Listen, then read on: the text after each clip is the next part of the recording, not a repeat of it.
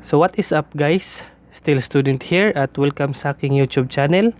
At sa video natin ngayon ay magtuturo ako ng logical operators in Java. And I wanna spend some time with you. Just the two of us. We can make it if we try. Just the two of us.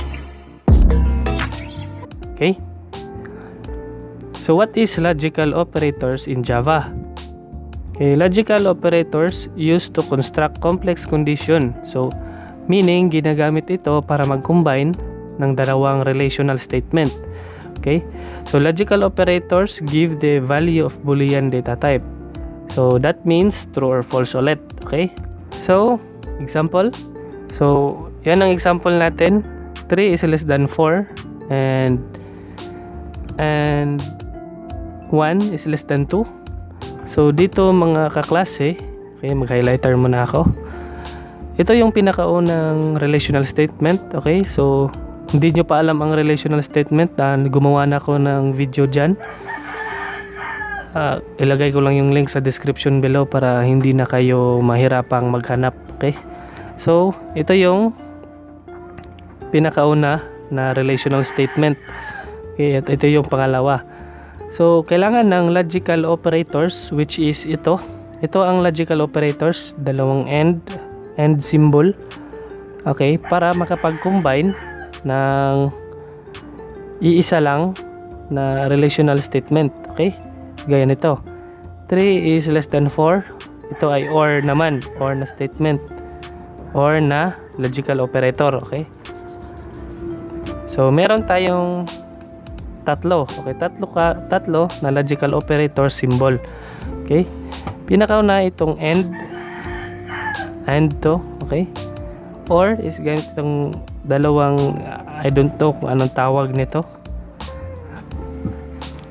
I-edit ko na lang, okay? Ilagay ko yung edit ko anong pangalan niyan. Okay? Tsaka itong pangatlo is ang not, okay? Or not exclamation point. So kung napanood na yung last video natin, yung relational operators, kung napansin nyo, ang symbol ng not equal is exclamation tsaka yung equal sign. Okay? So, ito yung logical operator symbols. Ito yung truth table. So, dito na papasok ang ating truth table. Okay? Sa logical operators is meron tayong tatlong logical operator sign. So, meron tayong and, or not. Yung pinakita ko kanina. Okay? So, punta tayo sa ating truth table. Ito na tayo sa ating truth table. So, sa symbol na and, or yung dalawang and na to, kung nakikita nyo, yan yung symbol ng and na logical. So, kung true both sides, ibig sabihin yan, true. Okay? So, kung false lahat, false lahat. And kung true and false, dalawang true and false, automatically, kung and symbol, false talaga yan lahat. Okay? So, gaya nito. True and false, false, false. Okay? So, yan lang ang dapat yung tandaan mga classmates. Okay? Pag and na symbol sa logical operators, kung and na symbol, automatically, pag merong false dyan, false na yan. Okay? Hindi na yan pwede maging true. Okay? So, punta tayo sa symbol na or. Okay? Dito sa symbol na or, ito yung tawag niya. Ito yung symbols niya. Okay? Yan yung symbols na ating logical. So, dito sa or symbol naman is kabaliktaran doon sa end. Okay? Pag merong isang true, automatically, true na yan lahat. Okay? So, gaya nito. True. True itong dalawa. So, automatically, true. Pero pag false yung dalawa, automatically, false lahat. Okay? Gaya nito. True or false. Okay? So, true. False or true. True. Okay? Ganyan lang kadali ang ating logical operator. Okay?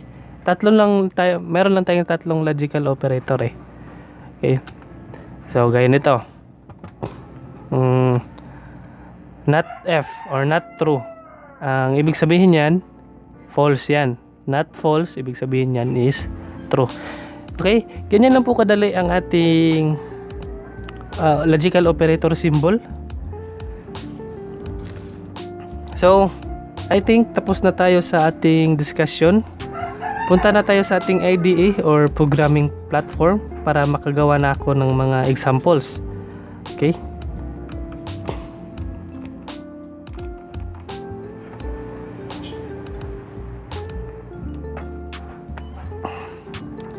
Okay.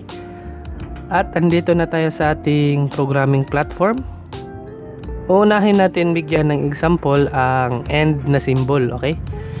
So, dito gagawa tayo ng system.out.print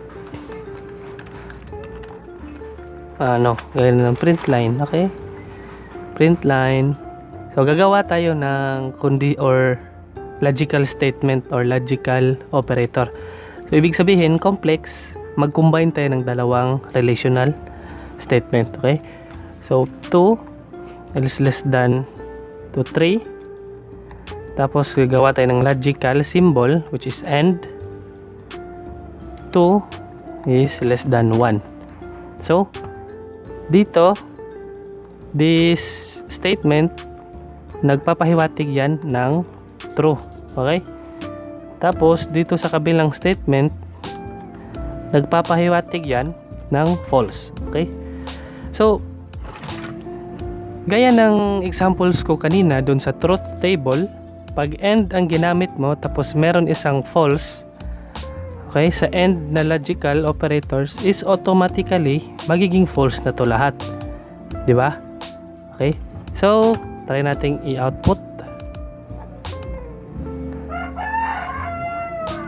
Process completed, false. Okay? Kasi nga, meron siyang false na statement, which is itong 2 is less than to 1, which is false. Okay? Paano pag baliktaran natin 1 is less than to 2? Okay?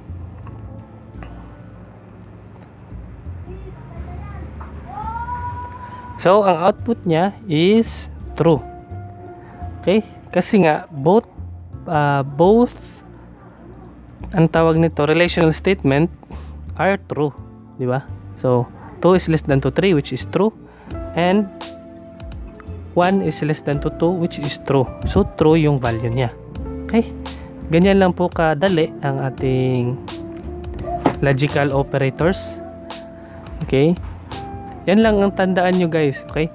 Pag relational operators, ang gamit niyan is yung less than, equal, not equal, greater than, equal. Yan yung mga symbols ng relational operators. Pero pag logical operators, tatlo lang ang symbols na ginagamit yan, which is ang AND, OR, tsaka NOT. Okay? So, yan lang ang hint ko para sa inyo. Next is magbibigay na ako ng examples tungkol sa OR statement. Okay? Sa akin kasi, sa aking keyboard is ang OR statement ko is shift tsaka itong merong backslash. Okay? Nakalimutan ko kung anong tawag niyan. Kung alam nyo anong tawag niyan, please comment down below. Okay? So dito, mag-output tayo ng OR statement or gagawa tayo ng logical operator gamit ang OR na symbol. Okay? So, dalawang relational statement na naman. 2 is less than to 3 or 3 is less than to 2. Okay? So, again guys, sa ating logical statement kanina, sa ating truth table, sa OR na statement or OR na symbol, pag merong isa dyan na naging true, automatically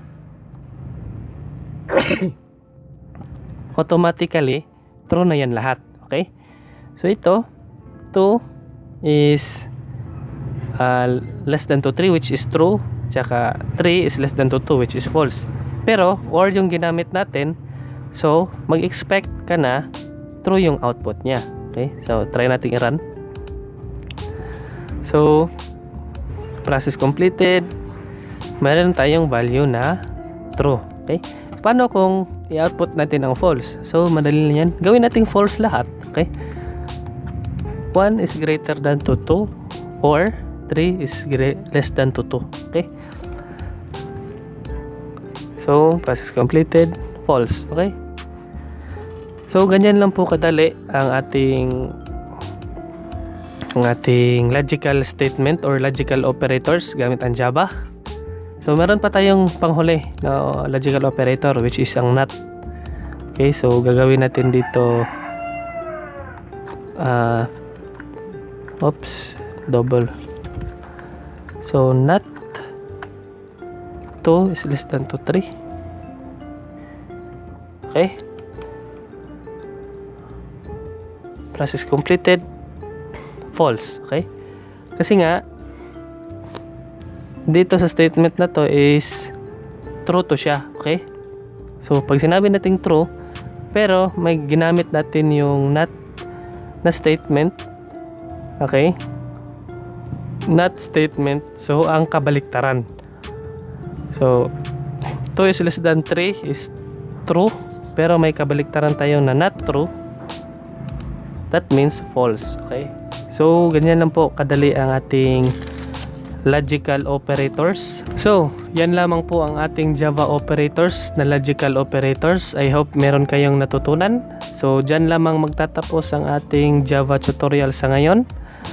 At kung nagustuhan nyo ang video to, please leave a like. At huwag mahihiyang mag-subscribe and click the notification bell button para updated kayo sa mga susunod nating tutorials. Diyan lamang magtatapos ang ating video and thank you sa panonood at peace!